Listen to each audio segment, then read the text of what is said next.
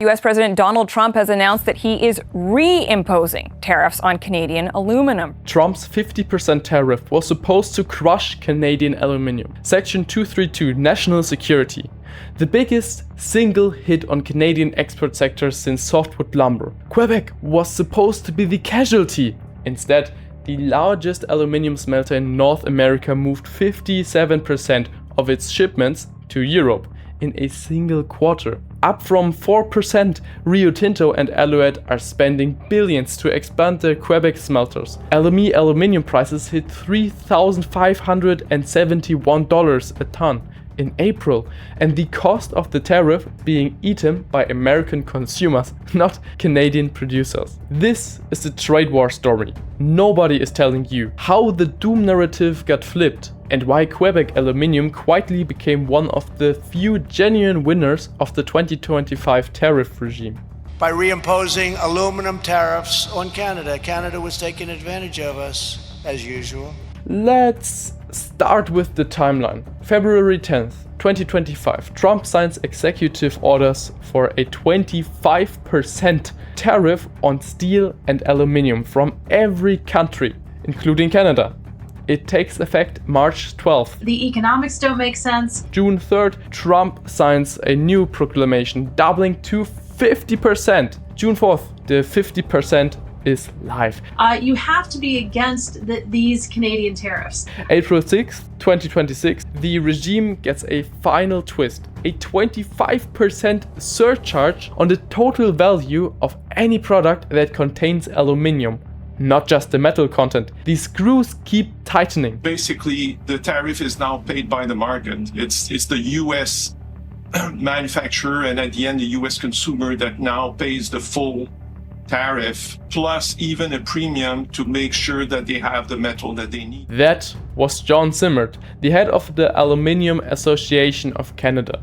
In early 2025, the same man who in February 2026 called the policy a roller coaster ride. At the time, the assumption everywhere was that Quebec smelters were dead. Drop dead. What actually happened breaks the assumption.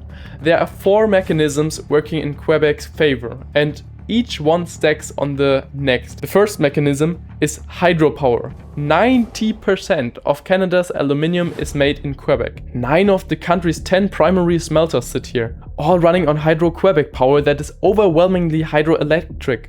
97% of Quebec's energy is renewable. Quebec aluminium has the lowest carbon footprint of any major aluminium on Earth.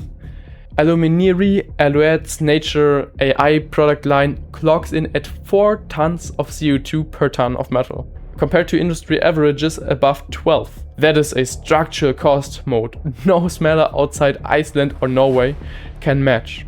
Mechanism 2 is the Europe redirect. Bloomberg's analysis of Q2 2025 shipping data showed Aluminerie Alouette went from 4% of shipments to Europe in Q1 to 57% in Q2. For the broader Quebec sector, US share fell from 95% to 78%. Over the same quarter, Europe's share rose from 0.2% to 18%. Italy alone took 25,500 tons of Canadian aluminium in April and May. The Netherlands took 11,800 tons. Rio Tinto stopped selling into the US entirely. That redirect happened in 90 days. Smelters are running at full utilization, just with European customers instead of American ones. Mechanism 3 is the supply shock. While Quebec was rerouting tons to the Persian Gulf, which produces roughly 9% of global primary aluminium, got disrupted. The Hormuz blockade and the physical strikes on EGA in the UAE and Alba in the Bahrain pulled nearly 3 million tons of annual capacity offline. LME aluminium hit $3,571 a ton on April 15th, 2026. They do need it even more so now with the Middle East crisis, which basically takes 20% of the Western world's metal out of commission for the time being. The highest in nearly 4 years. The World Bank had forecast 21.6% price growth for the year. The actual run is exceeding it. Goldman Sachs is revising its forecasts upward. Mechanism 4 is the expansions. This is where the doom narrative theory really breaks.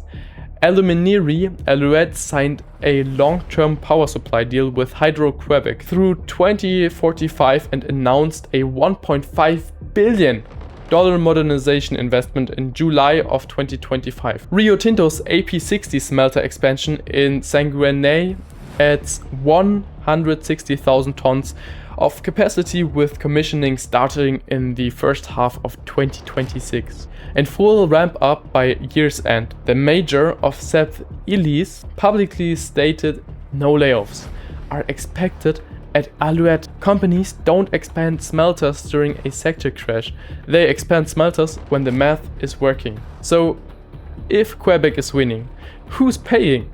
American households, American manufacturers, American downstream supply chains. The Yale Budget Lab put the household level cost of the broader US tariff regime at between $780 and $1,338 per year per household. In 2025 dollars, the bottom income decile pays roughly 3 times the burden of the top decile. On a relative basis, aluminium heavy products carry the visible scars. A 50% metal tariff adds more than $2,000 to the production cost of a single new vehicle, and as much as $10,000 to the cost of a US single-family home. Through the metal content of HVAC framing components, appliances, and wiring runs, the US Midwest aluminum premium surged 82% between early June 2025 and the August spike. Goldman Sachs estimated that of August 2025 tariff incidents broke down 37% on US consumers, 51% on US businesses, and 9% on foreign exporters. The math says the tariff is, in actuarial terms, a tax on Americans. Legal said in plain English in February 2025, the tariff is an inflationary surge being paid by ordinary Americans, not a punishment landing on Canadian producers. There is a counterpressure.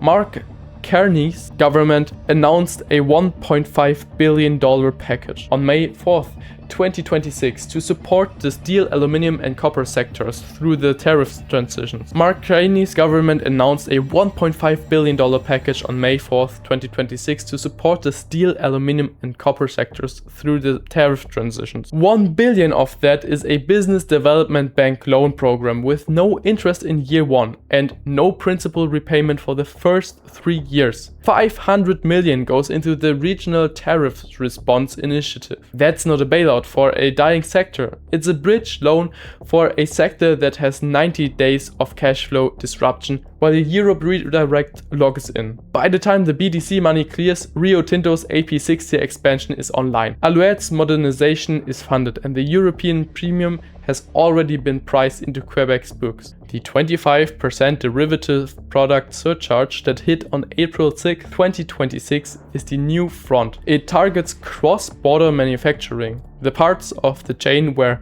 Canadian aluminium has already been transformed into something with US final assembly.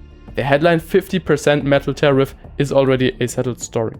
The doom narrative on Canadian aluminium was the consensus call in February 2025. By Q2 2025, the data had broken it. By spring 2026, the only crash in this sector is the one Trump's tariff is delivering to American consumers. The tariff that was supposed to kill Quebec aluminium became the trade war story Quebec used to win.